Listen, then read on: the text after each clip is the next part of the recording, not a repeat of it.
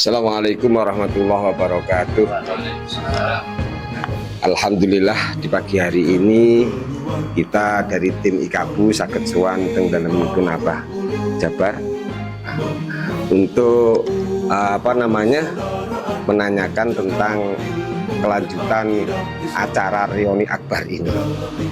Semoga saja dengan sowannya kami ini dapat pangestu, acaranya bisa sukses dan lancar gitu.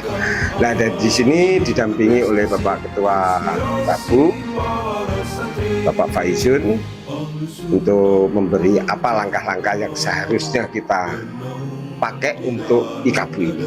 Monggo Bapak. Jadi nanti kita minta kira-kira menurut beliau ini di Jabar, kira-kira harapan beliau untuk IKABU ke depan itu seperti apa?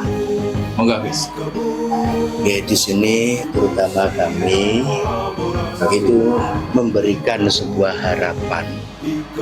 Alumni Pondok Pesantren Bahrul Ulum ini ketika sudah pulang di rumahnya masing-masing, itu yang jelas harapan pertama itu adalah bisa menjadi pribadi-pribadi yang bermanfaat bagi orang lain. Dan yang kedua, manfaat itu tidak hanya dirasakan oleh diri sendiri, tapi juga oleh masyarakat. Disinilah IKABU itu bisa menjadi semacam etalase. Kalau bahasa dagangnya itu kan promosi. Promosi bukan melalui hanya semacam brosur-brosur, hanya melalui flyer atau apa, tapi promosi itu melalui contoh dari alumni-alumni yang berkualitas di daerahnya masing-masing. Entah itu mulai dari bermanfaat hanya di kelas lingkup kecil atau di lingkup yang lebih besar. Sebab apa? Kekuatan pondok dan kebesaran pondok itu sangat juga dipengaruhi atau diperankan oleh alumni-alumni itu. Outputnya ini loh bisa memberikan semacam sampel atau contoh. Oh, jadi ketika orang ingin mengetahui apa tambak beras, seperti apa tambak beras itu, cukup belok alumni sing ono. Ya, tidak harus brosur. Sebab kalau brosur itu kan banyak polesannya gitu. Brosur itu banyak polesannya. Bukti nyatanya Bukti nyata itu ya dari output alumni ini.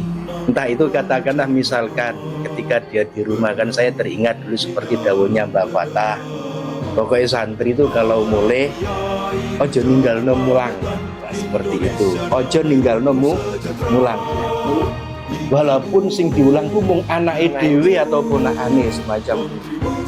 Sebab keprihatinan seorang guru itu ya justru ketika output atau alumni ini dia pulang iki ora patek manfaat apa yang dipelajari di pondoknya.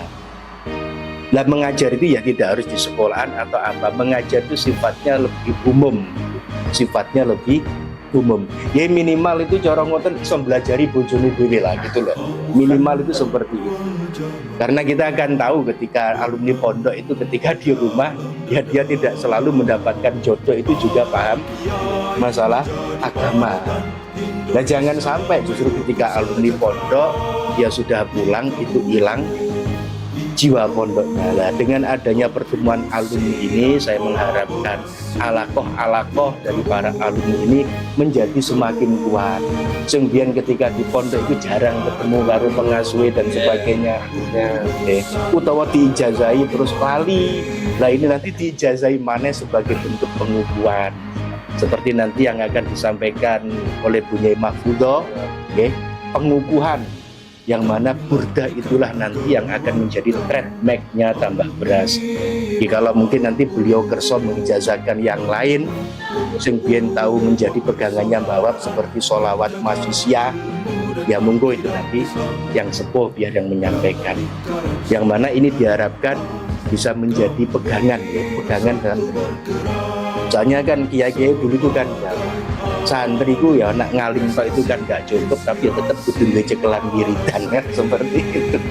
Luar biasa Gus. Jadi nanti para alumni nanti bisa diperdalam lagi, dipertajam lagi di sela-sela temu alumni itu yang ngerasakan sowan Gus Monggo saja.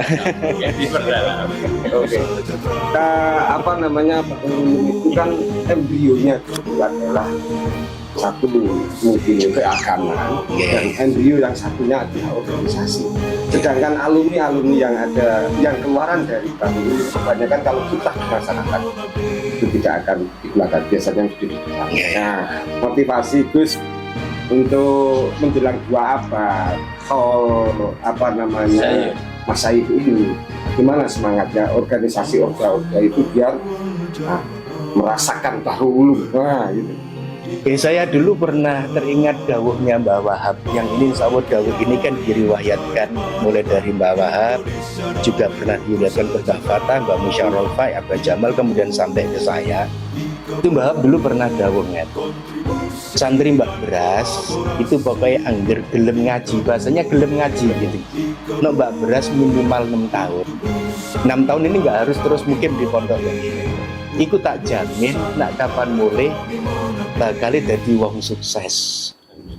Satu, kalau dia tidak sukses di dalam bidang ilmu, yaitu zu ilmin, orang yang mempunyai ilmu, dia akan menjadi orang yang sukses dalam masalah keekonomian atau zu malin.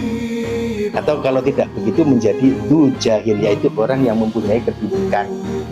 Yang ketiga, nak gak duweni, gak sukses di bidang ilmu, juga tidak sukses di bidang perpolitikan atau kedudukan.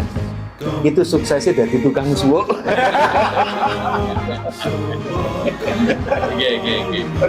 Maka ciri khas santri Mbak Beras ini paling tidak nyekel salah satu ini gitu loh.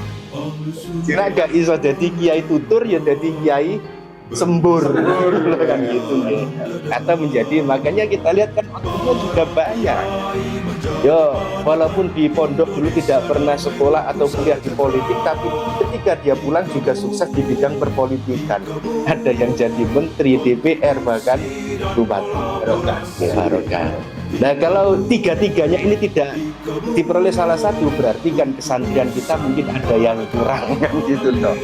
Inilah pentingnya bagaimana kita temu alumni itu sambil kita berusaha mencari mondokku biar kurangi opo, ini bisa dilengkapi dengan adanya pertemuan alumni yang akan dihadiri oleh seluruh masyayikh baru ulum. Cara mungkin dulu itu belum pernah mendapatkan semacam legalitas secara ruhani gitu, meskipun sudah dapat legalitas secara formal ijazah dan sebagainya. Ya, harapan kami alumni Mbak Beras tetaplah bisa menjadi orang bermanfaat dimanapun dia berada. Kalau punya ilmu, manfaatkan ilmunya. Punya harta benda, ya manfaatkan harta bendanya. Punya kemampuan nyuwuk ya manfaatnya sendiri. Dan ini saya lihat itu insya Allah alumni Mbak Beras itu punya ciri khas sendiri seperti itu, terutama dalam masalah bidang keorganisasian. Karena nur dari para masyayikh ini gini, santri yang keluar ketika dia alakohnya tetap nyembung akan membawa minimal salah satu nur itu, yaitu du ilmin au malin, atau apa itu istilah dijahin itu, atau kalau tidak gitu ya jadi tukang suwuk itu mau. Kalau ini tidak terbawa semua, bisa jadi mungkin alakohnya ada yang kurang. Untuk kata-kata hari ini apa? Di akhir Saya itu tidak bisa banyak berkata-kata.